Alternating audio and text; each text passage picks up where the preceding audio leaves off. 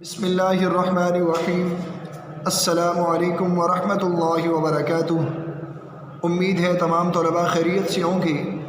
آپ کو درسی کتاب سے متعلقہ جو کام کرنے کے لیے دیا گیا تھا یقیناً تمام بچوں نے مکمل کر لیا ہوگا۔ آج آپ کو عملی کتاب سے متعلقہ کام کروایا جائے گا۔ اب چلتے ہیں عملی کتاب حصہ بے صفحہ نمبر 82 کی جانب۔ آج کی تاریخ نوٹ کیجئے، 25 جنوری 2021 عیسوی، دن پیر۔ عزیز طلباء، آج کا کام کہانی نویسی سے متعلقہ ہے۔ آج آپ کو خاکے کی مدد سے کہانی سمجھائی جائے گی۔ اب چلتے ہیں خاکے کی جانب۔ ایک کسان کے 4 بیٹے۔ ایک دفعہ کا ذکر ہے، کسی گاؤں میں ایک کسان رہتا تھا۔ وہ بہت محنتی اور عقل مند تھا اور اس کے 4 بیٹے تھے، چاروں کاہل، اور وہ چاروں بیٹے کاہل تھے یعنی کام چور تھے۔ کسان ان کو بڑا سمجھاتا لیکن ان کی سمجھ میں کوئی بات نہ آتی۔ کسان کا پریشان ہونا، کسان ان کی کاہلی کی وجہ سے بڑا پریشان رہتا تھا۔ بیٹوں کی اصلاح کے لیے ایک ترکیب سوچنا۔ آخر کار کسان کو بیٹوں کی اصلاح کے لیے ایک ترکیب سوجی۔ بیٹوں کو بلا کر کہنا کہ میں نے کھیتوں میں خزانہ چھپایا تھا، وہ جگہ یاد نہیں۔ جب بیٹوں کی اصلاح کے لیے کسان کو ایک ترکیب سوجی، کسان نے چاروں بیٹوں کو بلایا اور بلا کر کہا، یہ کھیت، ان کھیتوں میں نے خزانہ چھپایا تھا اور وہ جگہ یاد نہیں جس جگہ میں نے خزانہ چھپایا تھا۔ بیٹے اپنے باپ کسان کی یہ بات سن کر اس خزانے کی تلاش کے لیے آمادہ ہو گئے، تو لہذا بیٹوں نے سوچا کیسے خزانہ تلاش کیا جائے۔ تو مشاورت کے بعد یہ طے پایا کھیتوں میں ہل چلائے جائیں۔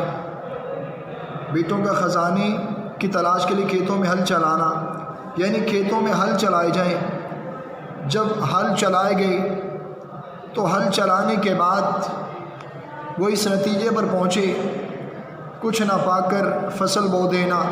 جب انہوں نے دیکھا کہ ہم نے تو ہل چلایا اس وجہ سے تھا، چستی کا مظاہرہ اس وجہ سے کیا تھا کہ ہمارے باپ کا کہنا یہ ہے کہ خزانہ چھپایا ہوا ہے، تو ہم نے تو خزانہ تلاش کرنے کے لیے یہ محنت کی ہے، لیکن وہ خزانہ تو نہیں ملا۔ چلو ہم اب اس کھیت کے اندر بیج بو دیتے ہیں۔ بہت زیادہ اناج پیدا ہونا، تو چند دنوں کے بعد دیکھا کہ خزانہ تلاش کرنے کے بعد خزانہ تو نہیں ملا۔ بیج بو دیے، بیج بونے کے بعد فصل تیار ہو گئی، اناج نظر آیا، تو اس کے بعد وہ یہ کہنے لگے یہی تو خزانہ تھا جس کی ہم تلاش کر رہے تھے۔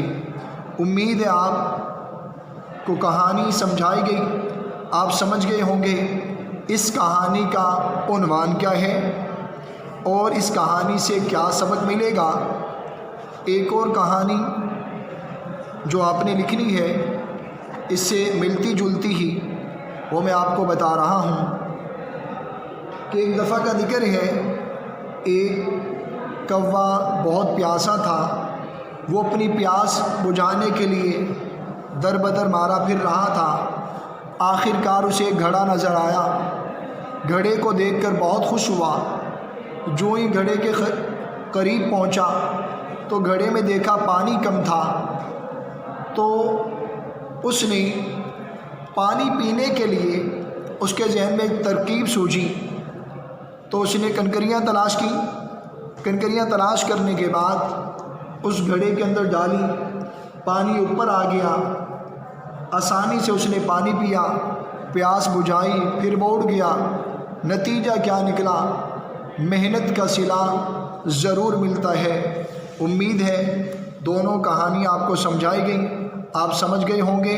اگر پھر بھی کسی بچے کو لکھنے میں دشواری ہو تو میں تحریری شکل میں آپ کو دکھا رہا ہوں تاکہ آپ آسانی سے اپنی عملی کتاب پر خاکے کی مدد سے جو کہانی سمجھائی گئی ہے آپ لکھ سکیں۔ اسی طریقے سے دوسری کہانی جو آپ کو سمجھائی گئی آپ وہ بھی اپنی عملی کتاب پر لکھ سکیں۔ عزیز طلباء، دونوں کہانیاں لکھنے کے بعد آپ نے ان کہانیوں کو یاد بھی کرنا ہے۔